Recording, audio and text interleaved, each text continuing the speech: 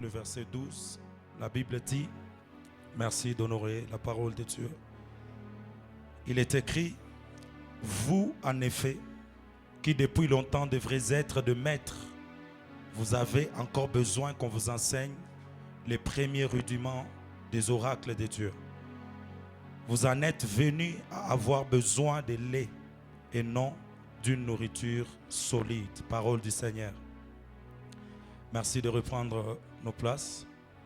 Comme vous le savez, depuis le début de ces mois, nous parlons sur un thème qui dit simplement une église mature.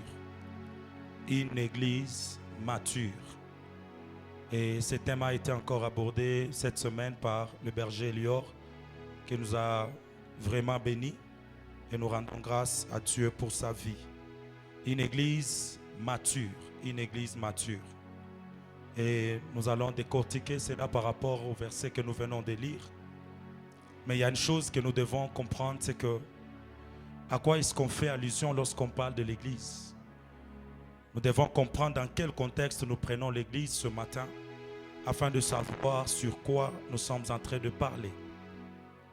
Lorsqu'on parle de l'église, j'aimerais que l'église puisse comprendre ce matin une chose très importante, c'est que nous voyons premièrement une assemblée de croyants. L'église est définie comme une assemblée de croyants fondée sur la foi en Jésus-Christ, qui se révèle par des rassemblements, des cultes et certaines actions d'ordre biblique. J'aimerais que l'on prenne aujourd'hui l'église comme étant un rassemblement ou encore une assemblée des croyants fondés sur la foi en Jésus-Christ, qui se révèle par des rassemblements et certaines actions d'ordre biblique. C'est un peuple mis à part pour Dieu. C'est ainsi que nous sommes en train de prendre cela dans l'angle d'une assemblée, un peuple qui est mis à part pour notre Seigneur Jésus-Christ. En d'autres termes, nous parlons de l'église comme étant un rassemblement de personnes qui ont été appelées à sortir du monde et à suivre Jésus-Christ.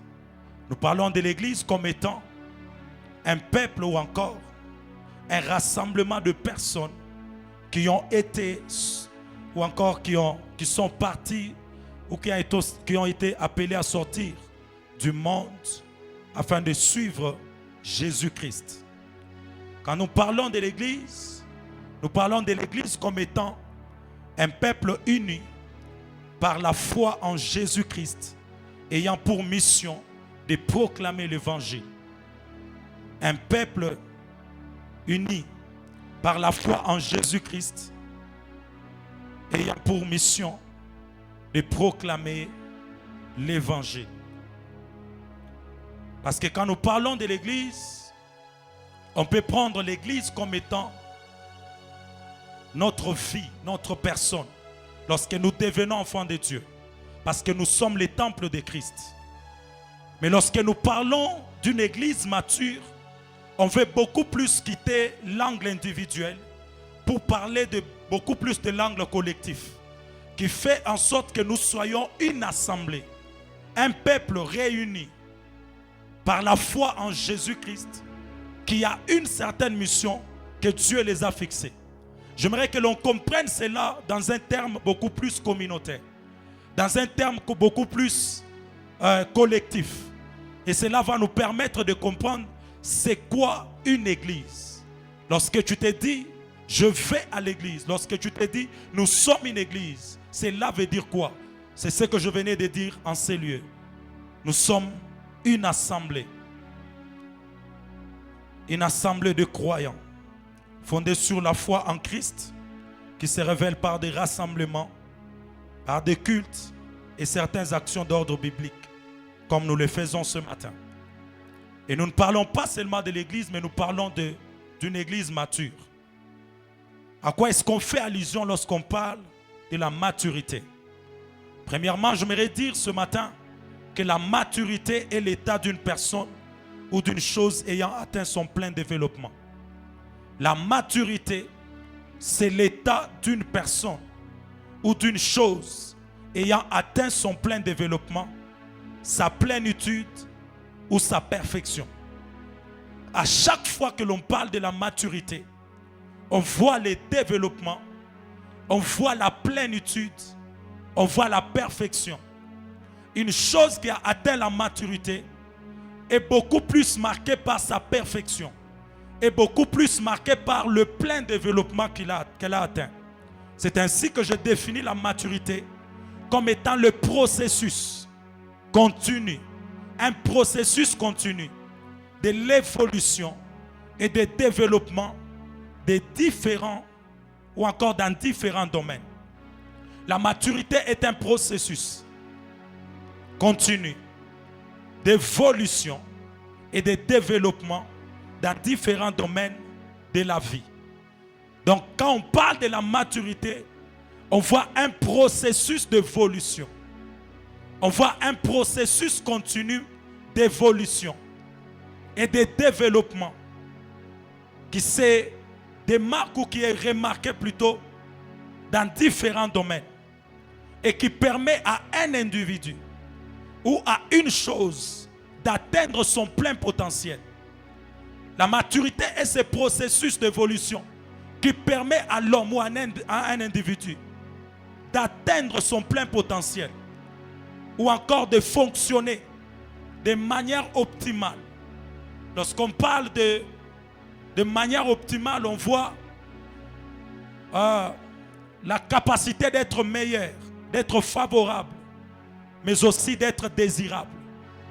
Donc elle permet à un individu de devenir ou d'atteindre un niveau ou encore une dimension plus meilleure, un niveau désirable, un niveau favorable. Bien-aimés frères, vous devez savoir qu'en parlant d'une église mature, nous faisons référence à une communauté de croyants,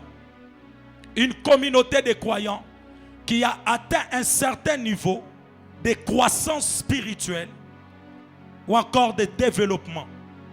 Lorsqu'on parle d'une église mature, on fait allusion de cette assemblée de chrétiens, cette assemblée de croyants qui a atteint un certain niveau de croissance spirituelle ou de développement. Et ce matin, nous avons lu Hébreux chapitre 5, le verset 12. Lorsque vous lisez Hébreux chapitre 5, le verset 12, il y a des vérités importantes que le Seigneur nous enseigne par cette écriture. En lisant Hébreux 5, le verset 12, la première des choses que nous remarquons est que celui qui ne grandit pas retarde sa fonction ou sa mission. Celui qui ne grandit pas, il retarde sa mission ou sa fonction. La Bible dit ceci: vous en effet, qui depuis longtemps devriez être de maître, vous avez encore besoin qu'on vous enseigne le premier rudiment des oracles de Dieu. On nous montre ce qu'on devait être par rapport à ce qu'on est. La Bible dit, vous en effet, qui depuis longtemps devriez être de maître. En d'autres termes, votre état est en train d'empêcher vos réalisations. Ce qui fait que votre mission devrait être d'enseigner. Mais jusque-là, vous êtes en train de vivre le fait d'être enseigné. Quelqu'un qui est appelé à enseigner est encore au niveau d'être enseigné. Ce retard est en train de retarder sa mission. Ce retard est en train de retarder sa mission ou encore sa fonction. Qu'est-ce que j'aimerais faire comprendre à l'église ce matin? C'est que nos actions doivent correspondre à notre état ou même à notre nature. Les actions que nous posons doivent correspondre à notre état ou encore à notre nature. La Bible dit, vous qui, en effet, devez être de maître, vous êtes encore au niveau d'être enseigné, afin de nous montrer que c'est l'état, le devenir qui nous permet de poser certaines actions. Donc, tant que vous êtes encore enfant, vous ne pouvez pas atteindre la dimension d'enseigner. Donc, vos actions ne correspondent pas à votre état. Il faut atteindre un niveau état qui vous permet d'enseigner. Il faut atteindre un niveau de croissance qui vous permet de poser certaines actions. Église, écoutez-moi très bien ce matin. Le retard dans la croissance produit les retards dans les réalisations.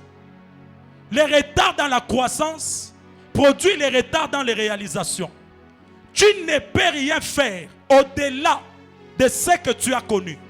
Tu ne peux rien faire au-delà de ce que tu connais. Parce que nos réalisations définissent le niveau de notre connaissance. Tu ne peux pas, bien-aimés frères et sœurs, vouloir devenir enseignant alors que tu n'as pas été enseigné. Alors que tu n'as pas eu le temps de recevoir ce qu'il te faut pour aller enseigner.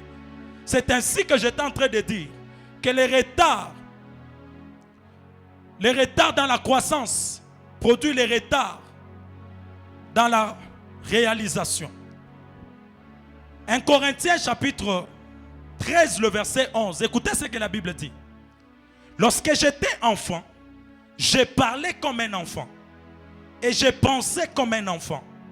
J'ai raisonné comme un enfant. Lorsque je suis devenu un homme, j'ai fait disparaître ce qui était de l'enfant.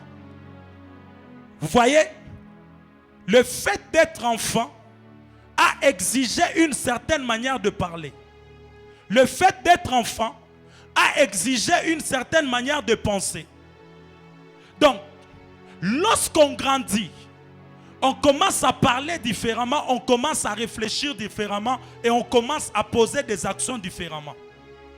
C'est ainsi que quand l'Église atteint le niveau de la maturité, l'Église sera capable de raisonner différemment, de poser des actions différentes, mais aussi de parler différemment.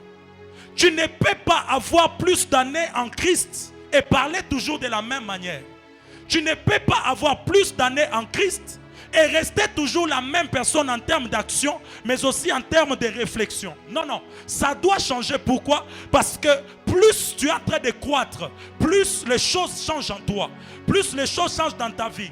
Bien-aimés frères et sœurs, cet enseignement est tellement important pour nous.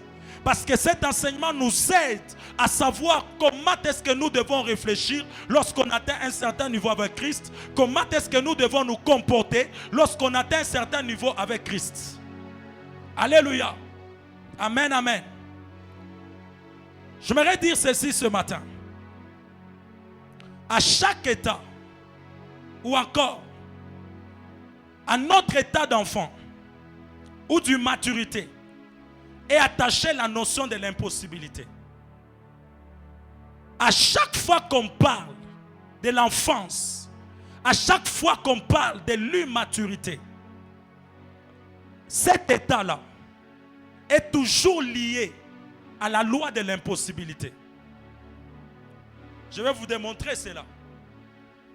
Chaque enfant à sa vie est attaché à la notion de l'impossibilité. Et c'est là que tu vas comprendre pourquoi il faut grandir.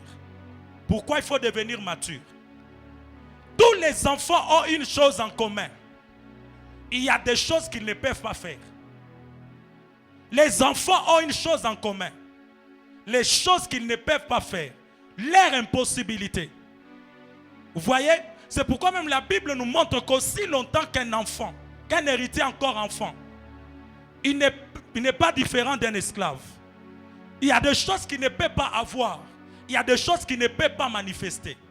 À la vie de l'enfant est attachée l'impossibilité.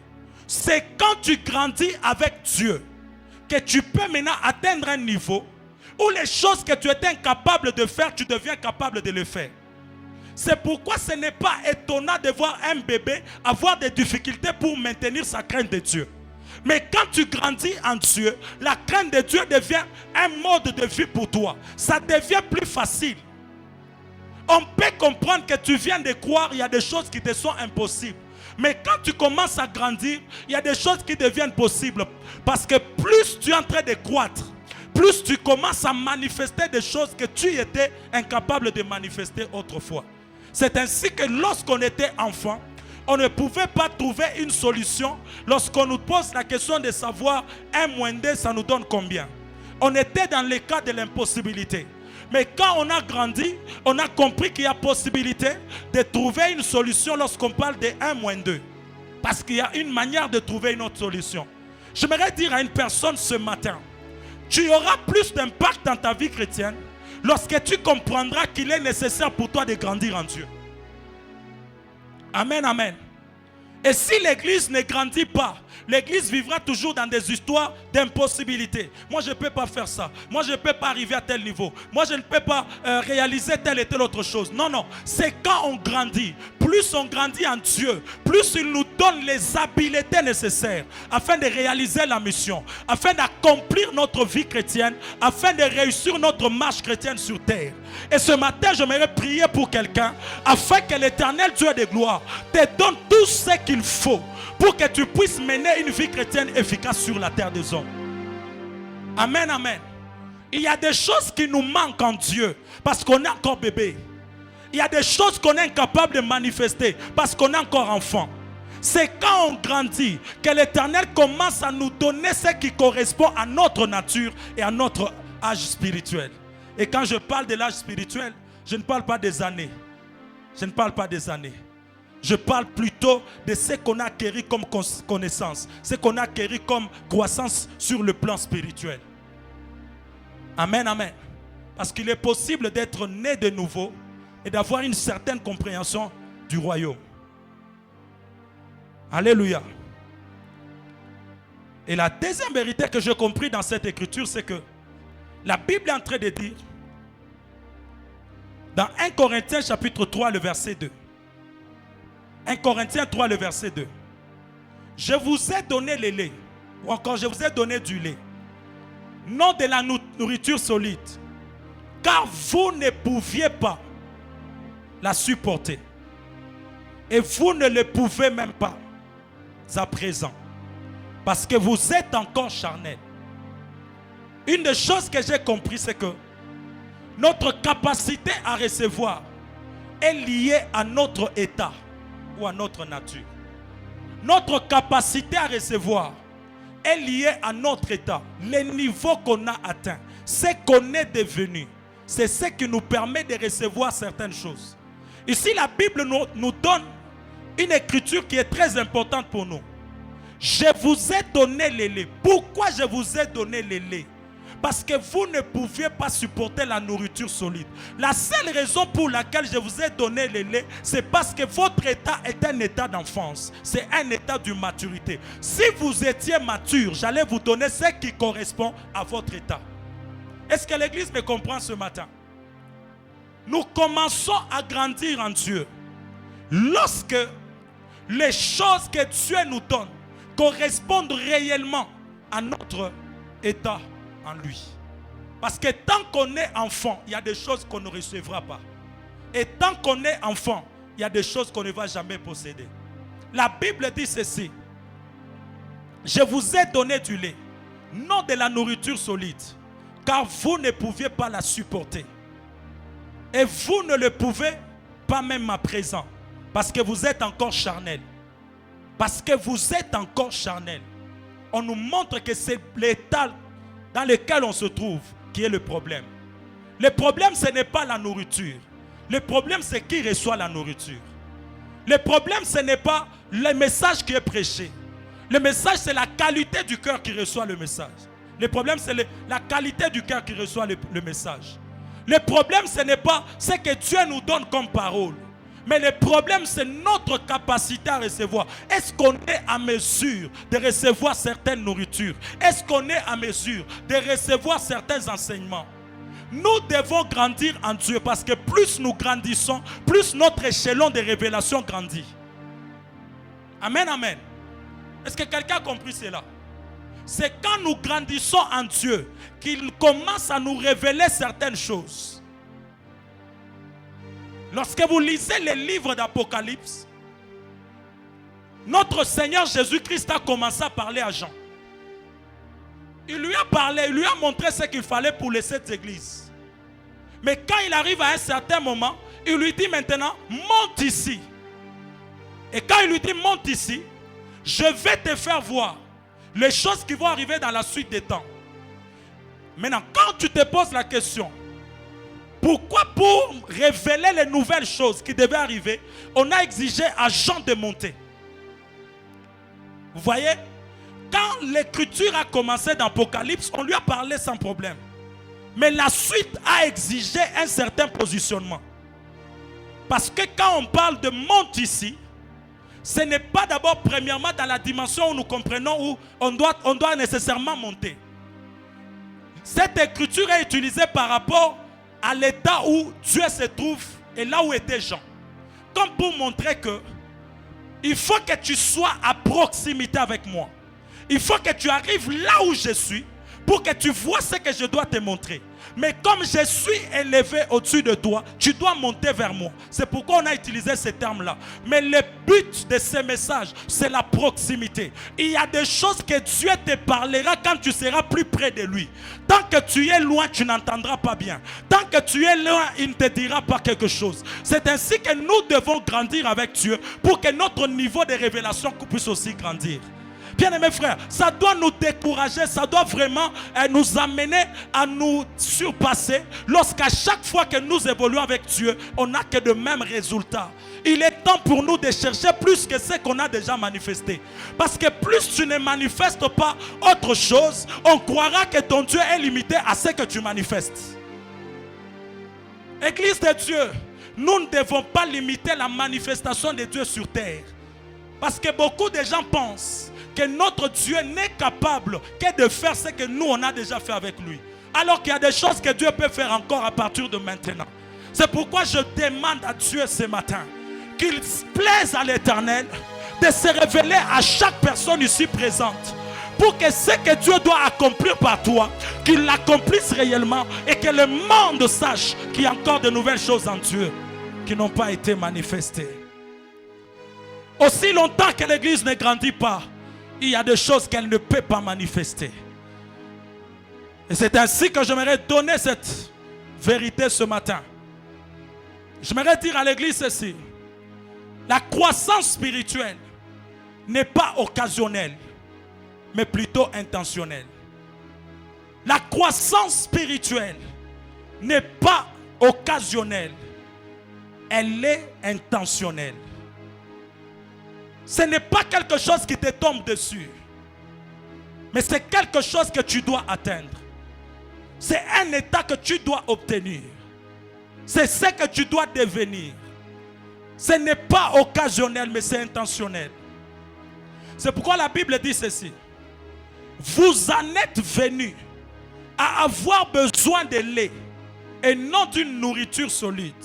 Vous en êtes venus. Ce n'est pas quelqu'un qui vous a poussé à être là. C'est vous-même, par votre retard de croissance, que vous en êtes parvenus là. Donc le problème, c'est que la nourriture que vous recevez, vous la recevez en fonction de ce que vous êtes. Puisque vous n'êtes pas encore devenu mature, c'est ainsi que la nourriture qu'on vous donne, c'est le lait. J'aimerais dire à une personne, lorsque tu veux grandir, n'attends pas que le fait de grandir soit pour toi comme un don que Dieu te fait. Non, non, ça doit être le fruit, la conséquence du travail que tu fournis chaque jour. C'est toi-même qui prends la Bible, c'est toi qui médites la parole de Dieu, c'est toi qui écoutes les enseignements et tout ce qui entre en toi construit ta nature nouvelle. Quelqu'un comprend ça? Donc on ne grandit pas spirituellement parce qu'on attend une certaine faveur de Dieu. Non, non. On grandit spirituellement parce qu'on a décidé de s'exposer à la transformation de la parole de Dieu. Donc grandir demande l'implication de l'homme. Ce n'est pas d'une manière occasionnelle, mais c'est d'une manière intentionnelle. Je dois grandir. Et pour grandir, qu'est-ce que je dois faire? Pour grandir, qu'est-ce que je dois avoir comme nourriture? Qu'est-ce que je dois avoir comme, je ne sais pas, bon, parlons seulement de la nourriture d'abord. Et ça me permet de grandir. Alors, Église, notez ceci. L'unité de mesure de la maturité spirituelle, c'est la ressemblance à Christ. L'unité de mesure de la maturité spirituelle, c'est la ressemblance à Christ. Lorsque vous voulez examiner la maturité de l'Église, regardez à quoi ou à qui l'Église ressemble. Lorsqu'on parle d'une Église mature, c'est une Église qui a atteint un niveau de ressembler à Christ. Par la vie du peuple, on peut facilement voir Christ au travers de leur vie. Et c'est ainsi que Ephésiens chapitre 5, chapitre 4 plutôt, le verset 11. Ephésiens 4, le verset 11, la Bible dit: et il a donné les uns comme apôtres, et les autres comme prophètes, les autres comme évangélistes, les autres comme pasteurs et docteurs, pour le perfectionnement des saints, en vue de l'œuvre du ministère et de l'édification du corps de Christ. Le verset 13, la Bible dit: jusqu'à ce que nous soyons tous parvenus à l'unité de foi, à l'unité de la foi et la connaissance du Fils de Dieu, et à l'état d'homme fait, à la mesure de la stature parfaite de Christ, afin que nous ne soyons plus des enfants, flottant et emportés à tout vent de doctrine, par la tromperie des hommes, par leur ruse, dans le moyen de séduction, mais que professant la vérité, dans la charité, nous croissions à tous égards en celui qui est chef, Christ. Vous allez voir que lorsque l'apôtre Paul est en train de parler aux Éphésiens, la Bible est en train de dire que l'objectif pour lequel les 5 ministères ont été établis, c'est d'abord pour le perfectionnement de saints. Le but poursuivi, c'est d'amener le peuple de Dieu à ressembler à Christ. Vous voyez, lorsque nous atteignons un niveau où, lorsqu'on nous regarde, on constate que Christ est en nous et Christ est révélé par nous, on a atteint un niveau de développement spirituel, un niveau de croissance spirituelle ou encore de maturité. Et nous devons le savoir. À chaque fois qu'on veut comparer la maturité d'un enfant de Dieu, on doit la mesurer sur base de sa ressemblance avec Christ. Et l'Église doit travailler de plus en plus afin de ressembler à Christ. Écoutez, on ne vient pas à l'Église pour ressembler à un humain ou à un individu, à moins que cette personne-là soit l'image concrète même de notre Seigneur Jésus-Christ. C'est pourquoi l'apôtre Paul pouvait nous demander, il pouvait demander de l'imiter comme il est aussi imitateur de Christ. C'est quand l'homme imite Christ que l'on peut l'imiter. Tu ne peux pas imiter les comportements humains qui vont en dehors de la parole de Dieu. C'est ainsi que lorsqu'on parle d'une église mature, on a pour référence l'image de Christ. Parce qu'il a marché sur la terre dans la chair humaine et l'on l'a vu. Et sa vie est un enseignement pour nous. Sa vie est un enseignement pour nous. L'église doit atteindre un niveau où quand tu t'assois à la maison, tu regardes la marche de Christ et tu regardes ta marche pour savoir si tu es sur la bonne voie. Alléluia. Amen, amen. Une église devient mature lorsqu'elle ressemble de plus en plus à Christ. Parce que la maturité de l'église n'est pas liée d'abord à ce que nous faisons, mais plutôt à ce que nous sommes devenus. La maturité de l'église n'est pas liée d'abord à ce que nous faisons, mais plutôt à ce que nous sommes devenus. En d'autres termes, ce que tu es devenu est visible par ce que tu fais. Mais c'est pourquoi nous commençons par ce que nous sommes devenus avant de voir ce que nous faisons. Alléluia. Je vais bien vous expliquer. Et après quoi, nous allons passer à autre chose. Je disais que la maturité de l'église n'est pas d'abord liée à ce que nous sommes, à ce que nous faisons, mais plutôt à ce que nous sommes devenus. À ce que nous sommes devenus. Il faut d'abord devenir, prendre l'image de Christ pour maintenant manifester la vie de Christ. Il faut d'abord commencer par être avant de faire. Vous voyez, c'est pourquoi j'ai parlé de d'abord, pour ne pas exclure la suite. Parce que ce que nous sommes est visible par ce que nous faisons. On saura que tu as grandi spirituellement, pas seulement parce que tu l'es, mais parce que tu fais des choses qui correspondent à ta nouvelle nature. C'est ainsi que les deux choses sont toujours liées.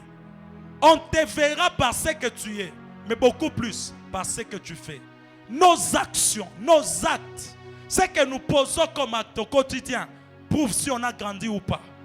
C'est pourquoi vous avez constaté, même à la cité, quelqu'un peut dire quelque chose ou faire quelque chose et quelqu'un le regarde, il s'étonne en disant, il n'est pas mature.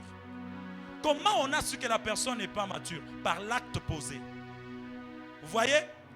Alors l'église, nous devons savoir que notre maturité sera beaucoup plus visible lorsque nous poserons de bonnes actions. Alors nous ne devons pas oublier notre mission. Si nous vivons selon la mission, on saura réellement que nous avons grandi. Il y a des choses qu'on ne nous dira pas de faire, mais nous allons le faire parce que c'est une exigence par rapport à notre état. Amen, amen. Et à chaque fois qu'on parle de la maturité, on voit la notion de la responsabilité. Ceux qui sont matures sont devenus responsables. Ils savent que Christ est parti, mais il nous a laissé une mission. Il n'a pas besoin de me le rappeler. Puisque j'ai atteint un niveau de responsabilité, je dois accomplir chaque jour de ma vie la mission qui m'a été assignée. La maturité est beaucoup plus visible dans la responsabilité. Que Dieu fasse grâce à l'Église afin que nous puissions devenir de plus en plus responsables. Que ça ne soit pas par nous que le témoignage de Christ est détruit. Que ça ne soit pas par nous que le témoignage de Christ est saboté. Que ça soit par nous que le témoignage de Christ est proclamé et honoré de tous.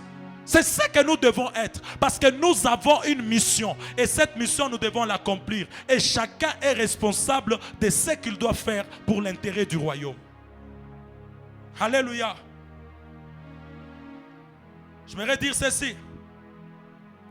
Lorsque vous voulez remarquer que cette église est mature, Éphésiens vient de nous le dire, c'est beaucoup plus par l'unité de la foi. Par l'unité de la foi. Par l'unité de la foi, on peut savoir que l'église a grandi. L'église a atteint une certaine maturité. La Bible dit ceci.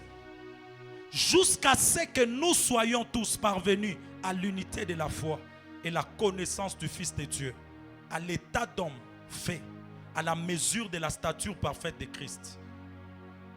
Et j'aimerais le dire bien. C'est que lorsqu'on parle de l'unité de la foi, on fait allusion à l'accord.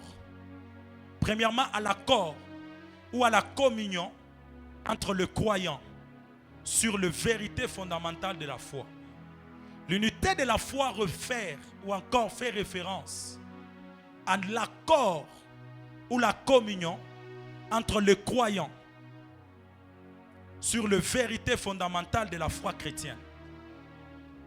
Lorsqu'on s'accorde tous, parce que l'unité de la foi a comme centre Christ. Et lorsqu'on s'accorde tous par rapport à la foi en Jésus-Christ, on peut facilement vivre dans l'unité de la foi. Parce que lorsqu'on parle de l'unité de la foi, on fait allusion, on fait référence à l'accord ou la communion de tous les croyants, ou encore la communion qui se fait entre croyants sur la vérité fondamentale de la foi chrétienne. On s'accorde sur la même chose. On s'accorde sur la foi en Jésus. On a pour centre notre Seigneur Jésus-Christ. En d'autres termes, l'unité de la foi, c'est une réalité spirituelle qui unit les croyants dans leurs relations avec Dieu et aussi entre eux. L'unité de la foi, c'est cette réalité spirituelle qui unit les croyants, qui permet ou encore qui favorise cette relation entre les croyants avec Dieu, mais aussi la relation entre eux. C'est ainsi qu'on parle de l'unité de la foi.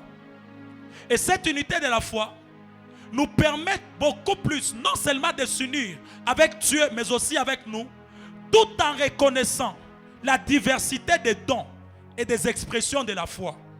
Parce que nous connaissons tous que Jésus-Christ est Seigneur et Sauveur. Ça, c'est l'accord que nous avons tous. Mais cet accord doit nous permettre aussi de savoir qu'en étant en Jésus, il y a diversité de dons. On ne doit pas exclure la diversité de dons ou d'expressions de foi. On a tous la foi en Jésus, mais on peut manifester cette foi différemment. Mais le problème, c'est que le sous-bassement doit être Christ. La base doit être Christ. On ne doit pas poser des actions en dehors de Christ. On ne doit pas faire des choses qui nous amènent au-delà de Christ. C'est lui qui est la base de notre unité de foi. On sait tous que nous confessons la même chose. Nous proclamons la même chose. On est tous un peuple, mais on a une diversité de dons. Et c'est ce qui fait la beauté de notre corps. C'est ce qui fait la beauté de notre corps. Et quand on grandit, bien aimés frères et sœurs, on commence à manifester ce genre de choses. Qu'est-ce que j'aimerais dire à quelqu'un ce matin? Romains 12, le verset 4, la Bible dit ceci. Comme nous avons plusieurs membres dans un seul corps, et que tous les membres n'ont pas la même fonction, ou encore la même fonction, ainsi, nous qui sommes plusieurs, nous formons un seul corps en Christ, et nous sommes tous membres les uns des autres. Ici, on explique l'unité de la foi, mais autrement, afin de nous montrer que nous sommes tous un même corps. Et ces corps, nous ne les sommes pas en dehors de Christ. C'est en Christ que nous le sommes. C'est ainsi que dans Actes chapitre 2, lorsque l'Esprit est descendu et que l'évangile a été prêché, le peuple est venu croire en ces messages. Et pour manifester l'unité de la foi, au verset 46, la Bible est en train de nous dire qu'ils étaient chaque jour tous ensemble, assidus au temple, et ils rompaient le pain dans des maisons. Ils prenaient leur nourriture avec joie et simplicité de cœur, louant Dieu, trouvant grâce auprès de tout le peuple. Et le Seigneur ajoutait chaque jour à l'église ceux qui étaient sauvés. C'était ça la vie de l'église. Après avoir reçu l'évangile, après avoir compris la notion de l'unité, ils ont manifesté cela par le fait qu'ils étaient ensemble, assidus à l'œuvre, partageant le pain, communiant ensemble. C'est ce que l'église doit être. C'est ce que l'église doit vivre, bien aimés frères et sœurs. Et cette écriture est pour nous une écriture phare de notre manière de vivre et de notre manière de faire. On ne peut pas parler d'une église mature alors qu'elle est divisée. Jamais. On ne peut pas parler d'une église mature alors que les chrétiens ne parlent pas le même langage, alors que le peuple n'est pas le même. Ils n'ont pas quelque chose qui les unit en termes de croyance. Non, non. Bien-aimés frères et sœurs, notre maturité sera plus démontrée par notre façon de vivre en communion, en relation, d'être une famille et de mener une vie correctement face à la parole de Dieu, tel qu'il est écrit. Et c'est ce qui nous aide. C'est pourquoi vous allez constater ceci. Colossiens chapitre 3, le verset 16. La Bible dit que la parole de Christ habite parmi vous abondamment. Instruisez-vous et exhortez-vous les uns les autres en toute sagesse, par des psaumes, par des hymnes, par des cantiques spirituels, chantant à Dieu dans vos cœurs sous l'inspiration de la grâce. Sous l'inspiration de la grâce. Qu'est-ce que vous devez faire? Vous devez être ensemble. Vous devez communier. Vous devez chanter ensemble. La Bible nous exhorte à faire tout ce que l'on peut faire pour nous maintenir dans l'unité. Église de Dieu, la maturité spirituelle de l'Église est caractérisée par l'unité de la foi. Et ça, c'est très important pour nous. Pourquoi j'en parle? Parce que l'unité de la foi brise les compétitions dans l'église. L'unité de la foi brise les jalousies dans l'église. L'unité de la foi met fin aux crises de jalousie, mais aussi à des compétitions inutiles au sein de l'église. Nous devons comprendre que tous nous formons un même corps. Chacun est membre de ce corps et chacun a sa particularité. Lorsqu'on comprend que nous devons travailler ensemble, l'une des choses qui sera brisée, ça sera des crises de jalousie. Il n'y aura pas de jalousie au milieu du peuple. Amen, amen. Quand l'église devient mature, le service de l'un est acclamé par l'autre. Ce que l'un fait est acclamé par l'autre. Il n'y a pas de jalousie. Il est temps que l'église de Dieu vive la vraie unité, pour que nous puissions mettre fin à toute crise de jalousie. Tu ne peux pas jalouser ton frère parce qu'il fait mieux que toi. C'est ce que Dieu lui a donné. Et toi aussi, tu as ta particularité. Il faut simplement savoir que ce que tu as, quelqu'un d'autre ne l'a pas. C'est ainsi que la Bible est en train de nous dire que nous sommes les dispensataires de diverses grâces. Nous devons mettre au service des autres ce que nous avons reçu de la part de Dieu. C'est ainsi que lorsqu'on me demande moi de mettre au service de l'autre ce que j'ai reçu, l'autre aussi va mettre à mon service ce que lui a reçu. C'est ainsi que nous allons briser toute jalousie, toute compétition, parce qu'on n'est pas en compétition. Bien-aimés frères et sœurs, notre seul ennemi c'est le diable. Oh mon Dieu, nous ne sommes pas ennemis entre frères. L'unité doit nous caractériser à tout niveau. Et ça fera la force de l'église. Ça fera la force de l'église. Il est temps pour nous de manifester cette vie de l'église. Que Dieu nous aide vraiment. Qu'on arrive à un niveau où chacun de nous manifeste sa particularité. Et ça c'est ma prière. Je crois de tout mon cœur que ce culte n'est pas un culte ordinaire. Je crois que ce matin, l'Éternel Dieu nous fera grâce afin que l'on reçoive ce qu'il faut pour mener une vie chrétienne telle qu'elle doit être. C'est ce que Dieu attend de nous. D'où viennent les compétitions? D'où vient la jalousie? D'où viennent ces choses, bien-aimés frères et sœurs, qui nous éloignent de Dieu? Qui nous éloignent de Dieu? Écoutez, la Bible compare les immatures aux charnels, afin de nous montrer que si jusqu'à présent vous êtes dans des discussions du genre je suis de Paul, je suis d'Apollos, c'est que vous n'avez pas compris. Les gens qui ont grandi savent que ce que Paul fait, Apollos ne le fait pas. C'est parce que Paul est peut-être celui qui met la semence. Apollos est aussi peut-être celui qui fait je ne sais pas quoi. Mais l'Éternel c'est celui qui fait croître. Oui, Apollos vient arroser. Mais qu'est-ce que le Seigneur fait? Il vient faire croître. C'est-à-dire quoi? Ce que la main gauche fait, la main droite fera sa part. Et l'Éternel est celui qui commande les deux mains. Il fera en sorte qu'il y ait de l'équilibre à l'église. Et la beauté de notre église, bien aimés frères et sœurs, c'est la loi de la particularité. Écoutez, il est venu, il a vu le prophète hier. Demain il revient, il trouve celui qui guérit les malades. Après demain il trouve celui qui parle en langue et qui interprète les langues. Bien aimés frères, c'est ce qui fait la beauté de l'unité de la foi, la particularité de chacun. Écoutez, tu ne seras pas à l'ombre de quelqu'un à partir de maintenant. Tu feras réellement ta part et les hommes verront ce que toi tu as appelé à faire sur la terre des hommes. Combien sont restés sous l'ombre des autres? Tu n'es pas la photocopie de quelqu'un. Non, non, non, non, non. Tu es ta créée originale. Depuis ta création, l'homme comme toi, vous n'êtes pas deux. Non, non, non. Vous n'êtes pas trois. Tu es la seule personne. Et ce que tu as, les autres ne l'ont pas.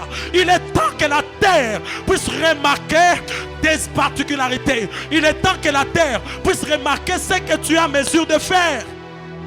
Est-ce que quelqu'un m'entend ce matin? Je voudrais déclarer une parole sur toi. Et je crois que la grâce de Dieu va accompagner cette parole. J'aimerais dire à partir de maintenant, tes actions sur terre seront remarquables. Tu ne feras plus rien qui va rester dans l'anonymat. Tout ce que tu vas faire sera remarquable. Combien de gens ont posé des sacrifices, mais ça n'a jamais été remarquable. On saura désormais qu'il y a quelqu'un quelque part, dans certains contrées, ce qu'il fait sera reconnu. Oh mon Dieu, il est écrit, qu'êtes-vous allé voir? Qu'est-ce que, oh mon Dieu, quand vous êtes parti au désert, vous avez vu qui? Vous avez vu quoi? Bien-aimés frères et sœurs, quand Dieu mandate quelqu'un, on verra par la vie de cet homme ce que Dieu peut faire. C'est pourquoi ce matin, je ne resterai jamais dans l'anonymat. On saura que j'ai des choses à mener sur la terre des hommes. Et ça, je le crois de tout mon cœur. Ça, je le crois de tout mon cœur. Ce matin, je prie que Dieu relâche ce qu'il faut pour que l'on le manifeste dans cette saison. Est-ce que je peux bénir l'église ce matin? Écoutez, le besoin de Dieu varie selon les époques. Ce qui fait que lorsqu'on atteint une certaine saison, Dieu n'opère plus de la même manière. Est-ce que tu sais à quelle époque nous sommes? Est-ce que Dieu opère toujours de la même manière? Non, non, nous ne sommes plus à l'époque où il faut lever les bateaux pour que les eaux s'ouvrent. Non, non, non, non. Là, on est à l'époque où on doit marcher pour que les eaux s'ouvrent. Je parle de la dimension de Moïse et la dimension de Josué. C'est pourquoi je suis venu te dire, Dieu ne fera plus les choses de la même manière à toute la vie. Il ne fera plus les choses de la même manière. Écoutez, les autres sont allés prendre l'argent à la carrière. Toi, Dieu peut te bénir dans une boutique. Ce comme ça. Ce qui fait que quand les époques changent, Dieu commence à opérer différemment. Parce que nous n'avons pas un Dieu qui fait tout de la même manière. Il est capable d'ouvrir les yeux de l'aveugle en utilisant la boue. Ça, c'est sa dimension. Il est capable d'ouvrir les yeux de l'aveugle en lui disant seulement tes yeux sont ouverts. Ça, c'est aussi sa dimension. Mais on sera tous guéris de l'aveuglement, mais pas de la même manière. Je prie ce matin, Retuli Vauka, Waturemi Danuva Ukenta, O replos de Vericla Wasaveni de God, il libras tu de Asupali Amande, éclatou de Faolo mirable de Keria, Asonine Nonia Uka, Ratalou Venia Osta Pronelicla, virable de pas de loge. On va tous réussir, mais pas de la même manière. On va tous réussir, mais pas de la même manière. Je disais qu'on va tous réussir, mais pas de la même manière. Église de Dieu. Oh, écoutez, la foi, c'était même ça le symbole de la réjouissance de l'apôtre Paul. Lorsqu'il écrit les lettres, il envoie aux églises. Il dit ceci: moi aussi, après avoir entendu parler de votre foi, après avoir entendu parler de votre foi, je rends grâce à Dieu. Pourquoi je rends grâce à Dieu? Parce que vous avez grandi. La dimension que l'apôtre Paul est en train de glorifier, premièrement, c'est la dimension de la croyance. Vous êtes devenus enfants de Dieu, la foi en Jésus. Deuxièmement, c'est la dimension de l'attachement. Ce qui fait que vous n'avez pas abandonné les dieux à qui vous avez cru. Oh mon Dieu. Mais aussi la troisième dimension, c'est la dimension des exploits. J'ai entendu ce que vous avez fait par votre foi en Jésus-Christ. J'aimerais dire à une personne que la saison des exploits s'ouvre. Je le crois de tout mon cœur. Mon Père est dans ces lieux ce matin afin d'inaugurer la saison des exploits. Oh mon Dieu, le Seigneur nous a donné la foi comme la matière qui nous oblige ou qui nous permet d'expérimenter les exploits. Est-ce que quelqu'un me comprend ce matin? Avant de laisser le micro, j'aimerais dire ceci à l'église. La vie de la foi, c'est la voie des exploits. La vie de la foi, c'est la voie des exploits. Si tu veux vivre les exploits, mène une vie de foi. Ce qui fait que l'impossible deviendra possible. Qui fait des exploits ce matin? David. Je cherche un David, je cherche un David. Bizarrement, les gens comme des David sont toujours découragés par leurs grands frères. Je connais dans ma liste. Non, non. Ma liste c'était dans la maison de mon père. Ici il est question de destinée. J'ai besoin d'un exploit. Goliath doit tomber. C'est pourquoi ce matin je cherche David. Celui qui n'est pas découragé par des événements. Celui qui n'est pas tergiversé par des épreuves. Mais celui qui est capable de tenir bon. Oh mon Dieu. De faire asseoir sa chrétienté. Écoutez, Babiso, jamais, jamais. C'est pourquoi ce matin, la saison des exploits commence. Elle commence. Et c'est ce matin, la deuxième partie de l'année, ma prière sur l'onction du Dieu de mon Père. Je déclare ce matin que cette prophétie te localise. Tu vas vivre de véritables exploits. Il y a des portes qui vont s'ouvrir de manière glorieuse. Il y a des portes qui vont s'ouvrir sans que tu ne puisses forcer. Non, non, non. Il y a des portes, j'ai dit des portes qui vont s'ouvrir de manière glorieuse. Église de Dieu, tenons-nous debout. Tenons-nous debout. Je crois qu'il est temps que je diminue et que mon Père prenne le relais. Tu peux seulement acclamer, tu peux seulement acclamer. Je suis en train de laisser la parole à mon Père.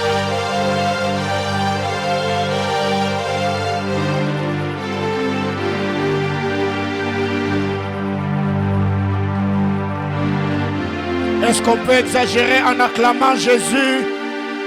Est-ce qu'on peut le faire? Je suis venu en intercesseur ce matin. Je suis venu chercher Dieu avec toi ce matin. Est-ce que tu peux acclamer le Seigneur comme il se doit? Oh mon Dieu, oh mon Dieu, oh mon Dieu. Est-ce que quelqu'un peut dire exagérer ce matin en célébrant le Seigneur. Je suis venu prier avec toi ce matin. Je ne suis pas venu en prophète, mais je suis venu en intercesseur. Oh, yes Lord, yes Lord, yes Lord. Prends-moi ta Bible, prends-moi ta Bible. Prends-moi ta Bible, prends-moi ta Bible. On va prier le Seigneur pendant le temps qui nous est imparti. Je suis venu chercher Dieu avec quelqu'un ce matin. Ésaïe chapitre 52, le verset 3. Ésaïe chapitre 52, le 3e verset. Quelqu'un a-t-il trouvé? Ésaïe chapitre 52, le verset 3. La Bible déclare: car ainsi parle l'Éternel. C'est gratuitement que vous avez été vendus, et ce n'est pas à prix d'argent que vous serez rachetés.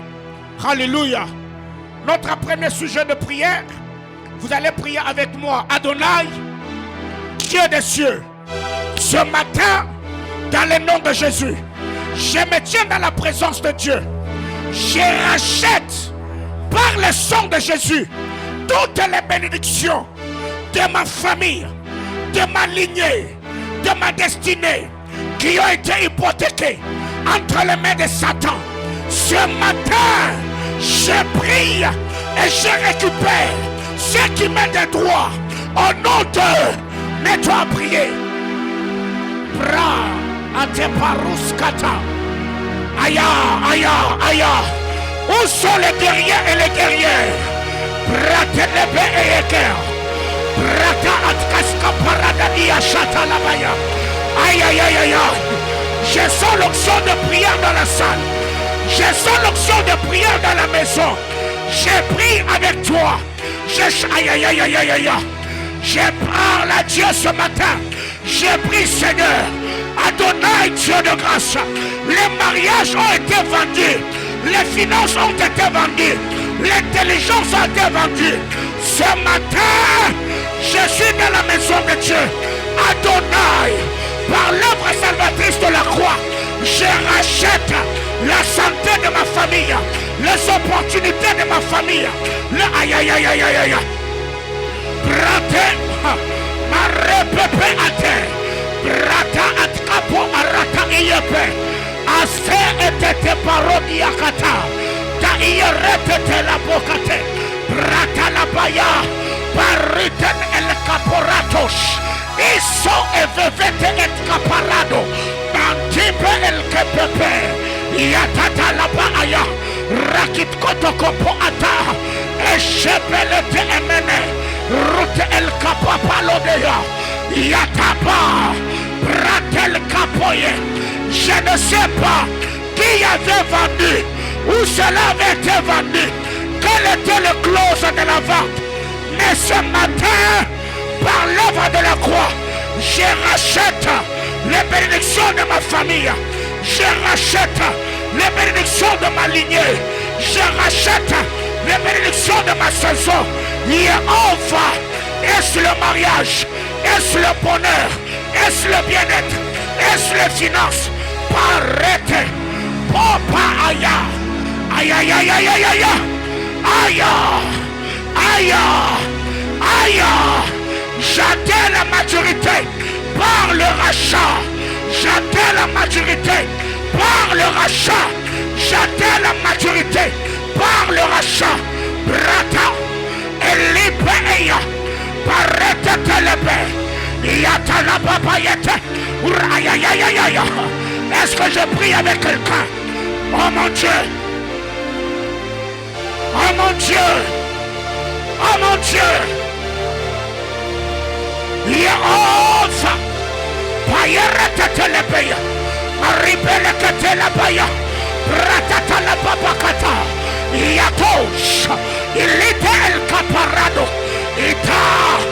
Ratene le bebe. Ite quel caporado dopo. Yatala la bashanda la baya. Maribele le bekete.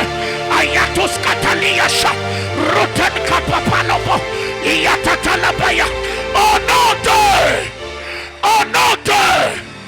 Ésaïe chapitre 51, le verset 10. Oh mon Dieu. Ésaïe 51, 10. La maturité par le rachat. La maturité par le positionnement. Aruten kapo askoto lime eretel kapayados. Ah, la Bible déclare, n'est-ce pas toi qui as mis à sec la mer, les eaux du grand abîme, qui fraya dans les profondeurs de la mer un chemin pour le passage des rachetés. Oh mon Dieu, notre deuxième sujet de prière. Prie avec moi, mon Père, mon Père. Alors que je prie et bats le main, je décrète et déclare que toute force infernale qui formait une muraille de résistance devant ma vie et ma destinée, que cela tombe ce matin, que le chemin de la gloire s'effraie devant moi, le chemin du mariage s'effraie devant moi, le chemin de la prospérité s'effraie devant moi, le chemin de la gloire s'effraie devant moi. Mon Père, alors que je prie et bats le main, je ferai ce chemin au nom de... Mets-toi à prier. Yes, paye, ranescope à terre, retetekel caparania, arata, linescoparanisha, yautel caparadovete, ishaba, yatata, pepelete elebe, yo pepe el capababoso, iteme rabaka, ya italapayate, rutetelebebe, ama père, comme Moïse, j'utilise ma main, que la mer se fonde, comme Josué, j'utilise mes pieds, Seigneur éternel, que la mer se fonde, comme Jésus, je marche dessus, Yehova, Barato, Shebayete, et puis Ratalaba, Ratatalabaya, Père éternel, muraille de résistance, écoule-toi dans le travail, dans les affaires, dans le mariage. Ce matin, aïe aïe aïe aïe. Yes, Kalabasha, Taberete le bébé, Rabakata la babaya. Aïe aïe aïe aïe. Fraye le chemin, fraye le chemin, fraye le chemin. Que la résistance, que le blocage, que la stagnation tombe ce matin. Yehova, Yatosh, Parite Lebea, Ratala la Bakate, Ebele Kuteremeka, Ya Itaya, Rotal Kaporamoma, Ishebeya, Itelele Meretelebe, Yata, Yata, Yata. Ratatiso someribeya, paribebele, ekakatelebe, paratatalabaya. Yes.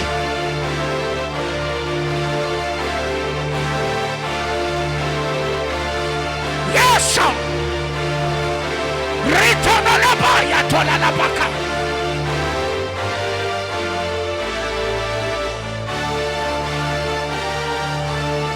Oh non! Au nom de... Troisième intention de prière. Ésaïe 51, le verset 11. Ah mon Dieu, je sens l'esprit de prière dans cette église ce matin. Ésaïe 51, le verset 1er. Je lis. Ainsi, les rachetés de l'Éternel retourneront. Ils iront à Sion avec chant de triomphe. Et une joie éternelle couronnera leur tête. L'allégresse et la joie s'approcheront. La douleur et le gémissement s'enfuiront. Prie avec moi. C'est notre troisième sujet de prière. Elohim. Dis-moi, Elohim, créateur admirable. Polembombo est mon nom. Tu mets ton nom, Elohim, créateur admirable. Polembombo est mon nom. Je suis dans la maison de Dieu. Je prophétise. J'appelle l'allégresse et la joie. Ce matin, J'appelle la richesse. J'appelle le bonheur.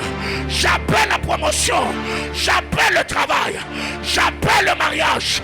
Que ces choses viennent vers moi.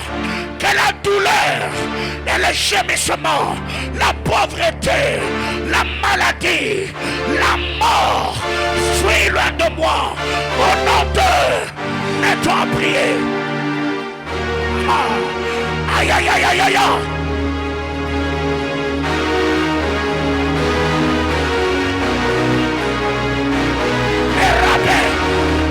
Cabo méchant, Dayete Tebe, Pamenereteka, Ayata, tu appelles,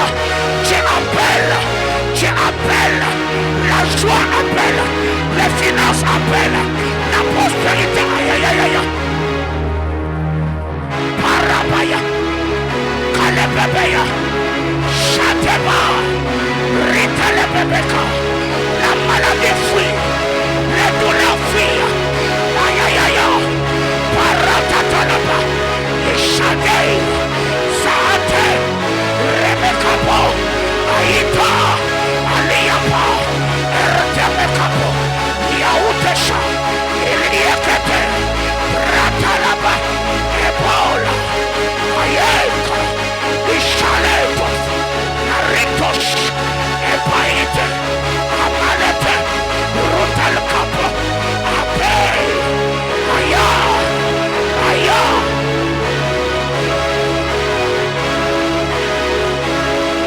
Appel, aya, aya. Appel, itaba, ratalaba, ieta, shakatos, ritatamo, amikemo, pratekato, ayaito, eshaketo, pratetelema. Iya tushaba, karitatos, iya parete, itokala, isiyato, prateteleme, ikapoleyo, ariatuzano, iya vanayayayaya.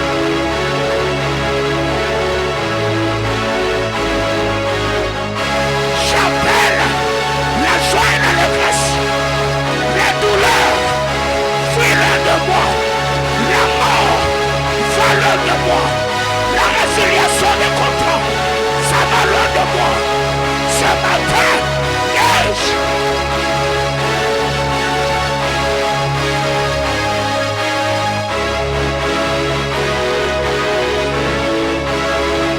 Yes, oh. Tabe, Rakitadama, Ratalaba, Iratusa. Ietelo, Kayadesha, Irebratutalika, Paruta, Iatoto, Chakatepele, Ietekapo, Rakitakato, Shabaya.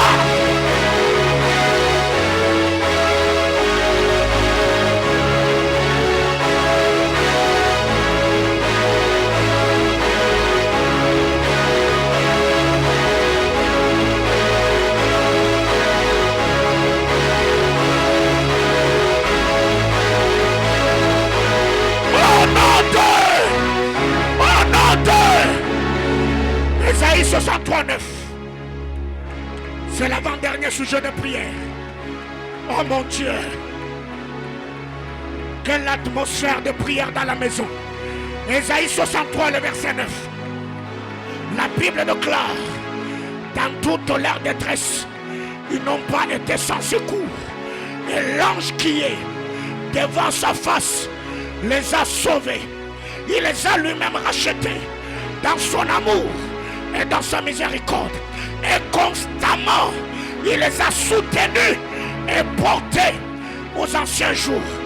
Lève ta main droite. Suis-moi dans la prière. Dieu des patriarches. Prie avec moi. Dieu des patriarches. Dieu des apôtres. Dieu des esprits de prophètes. Ce matin, je décrète et déclare que ma vie soit constamment soutenue par les êtres de gloire qui sont devant la face du Seigneur. J'ai pris ce matin que les anges qui sont devant la face du Seigneur soutiennent, travaillent constamment pour mon bien-être. Au nom de... Mets-toi à prier. La Bible déclare, l'ange de l'Éternel campe autour de ceux qui le craignent. Ils ne doivent pas chômer. Ils doivent travailler constamment pour notre bien-être. Que ma vie soit soutenue constamment par rebellité. Cabo, Ias, Scabella, Ritenebe, Abebelete, Kaye, Ratetelebebeka, Iyama Atoshkabe, Ratetelebebea. Les anges guerriers entraient dans mes batailles. Les anges de prophètes travaillent avec moi. Les anges de prospérité travaillent avec moi. Les anges de la richesse travaillent avec moi. Paridash, Kalebeyate, Aya, que les êtres de gloire ne puissent chômer dans ma vie. J'ai pris ce matin que les anges se mettent en activité. Radadaba, Iya, ah mon Dieu.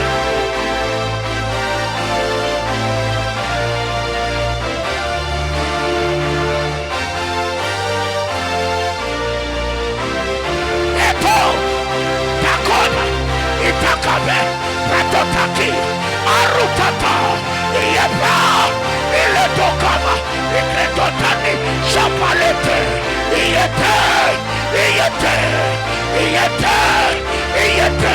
Ratanika Kuperete Tekabo, Ite Bratutaki Katusapa, Ibratuteka, Iatataye, Iateta, Shatanipa, Akutete Kato, Ratekeleba.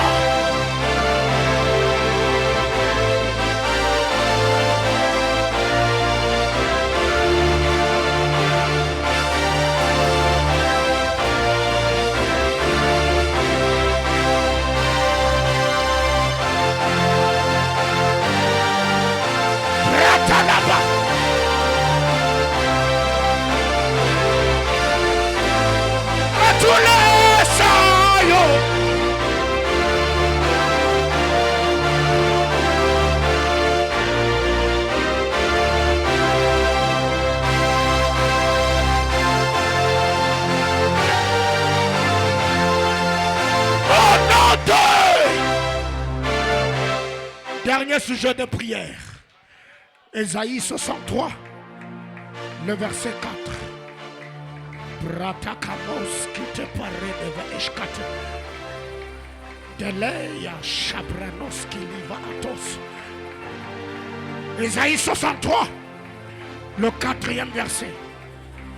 La Bible déclare, car un jour de vengeance était dans mon cœur. Et l'année de me racheter est venue. C'est l'année de qui là? C'est l'année de qui même? Non, je cherche celui-là. La Bible déclare l'année de me racheter. C'est l'année de qui? 2025 est l'année de qui? Juillet est le mois de qui? Août est le mois de qui? Alors lève ta main. Prie avec moi. Sabaoth, éternel Dieu des armées, je prophétise la vengeance et le jugement dans le camp de mes ennemis.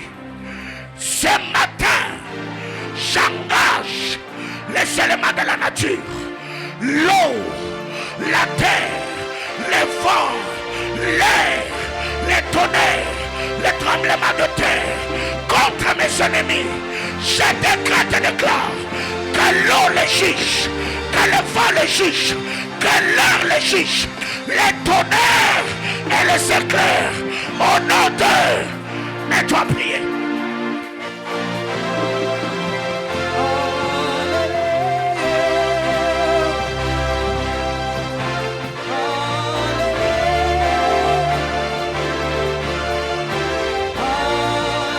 Je prophétise les jugements. C'est l'année de la vengeance de l'Éternel.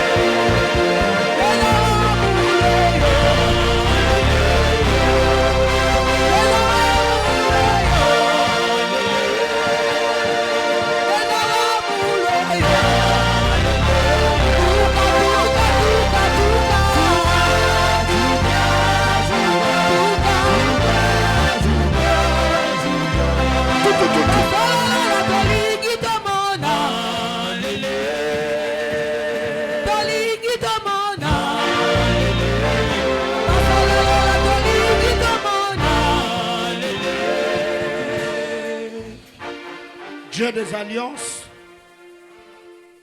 créateur admirable. Tu es le Père de notre Seigneur Jésus-Christ. Jéhovah, plaise à toi, Seigneur, d'entendre et d'exaucer les prières que nous t'avons adressées. Père éternel, Dieu de gloire, permets-nous par ta parole d'atteindre la stature parfaite de Christ au moyen des enseignements qui est la doctrine du Seigneur, mais aussi par la manifestation de ta puissance. Permets-nous, Seigneur, de jouir de cette parole d'alliance, Seigneur éternel, que tu m'as donnée, mais disant que tu feras de nous des décideurs influents. Par la politique de l'infiltration divine, introduis-nous, Seigneur éternel Dieu, et laisse-nous occuper le poste stratégique, afin, Seigneur éternel, que nous te servions comme tu attends que nous le fassions. Au nom de Jésus. Amen. Aide-moi à acclamer le Seigneur. Amen. Amen, amen. Ton amen est faible. Quelqu'un m'a dit amen? Quelqu'un m'a donné amen? Est-ce qu'on peut d'abord acclamer le Seigneur? Alléluia. Regarde ton voisin. Dis à ton voisin, il fait beau chez nous. Dis-lui, il fait beau chez nous. Ok, reprends ta place. C'est beau et beau. Chez vous là, c'est beau. Alléluia. En venant, j'avais même envie que le pasteur, que je devienne même pasteur assistant. Amen. Est-ce qu'on peut d'abord acclamer le Seigneur pour vous? Waouh! Waouh! Non, je vous dis, c'est beau. Alléluia. Amen. Si je savais que c'était beau comme ça, je n'allais pas refuser de prêcher ce matin. Amen. Pasteur, je suis vraiment fier de toi. Merci pour l'excellence. Vraiment, vous voyez, c'est comme quand vous montez dans l'avion, vous voyez, c'est fait. Wow. Vraiment, les colonnes, c'est parfait. C'est parfait. Lumière, moquette, pelouse. Ma débit. Mais bon, créer un séminaire. Amen. Alors, ce matin, je suis vraiment très content. Merci au pasteur Doxa. Merci à ma mère. Vraiment, merci de tout cœur pour ce que vous êtes pour nous. Merci à toute l'église. Merci aux administrateurs. Merci aux bergers. Merci aux ouvriers. Merci à toute l'église. Merci pour ce que vous êtes pour nous. Merci pour ce que vous êtes pour papa Doxa et maman Déby. Merci pour l'amour. Merci pour l'implication. Merci pour tout.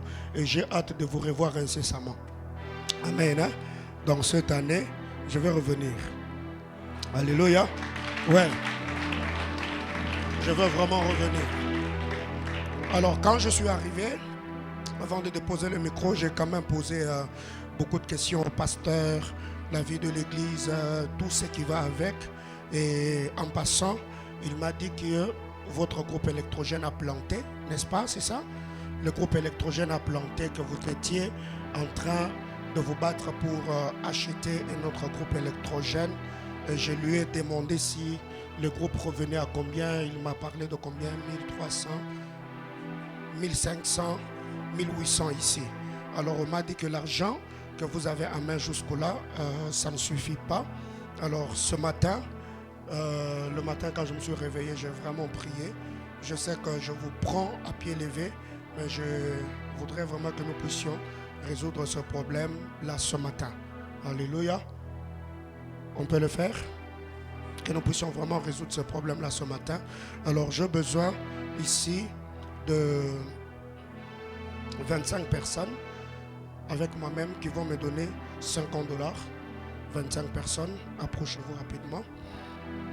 Je sais que vous avez déjà cotisé, vous avez déjà fait, alors approchons-nous. J'ai besoin de 25 personnes ici avec moi qui vont me donner seulement 50 $. Vous avez souvent culte à quel jour? Mercredi? Mercredi et vendredi. Donc au plus tard le vendredi. Au plus tard le vendredi. 25 personnes, papa, fils, je suis très content de vous revoir. 25 personnes, approchez-vous seulement pour 50 $ jusqu'au vendredi. Approchez-nous s'il vous plaît.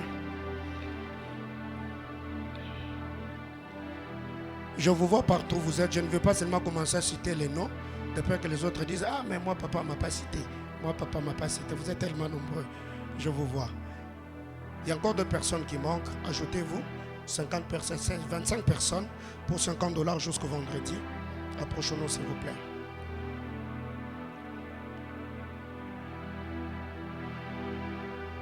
C'est votre groupe. On doit vraiment servir Dieu en toute quiétude. Pas avoir peur que ça va planter. On aura un problème. Les administrateurs pouvaient me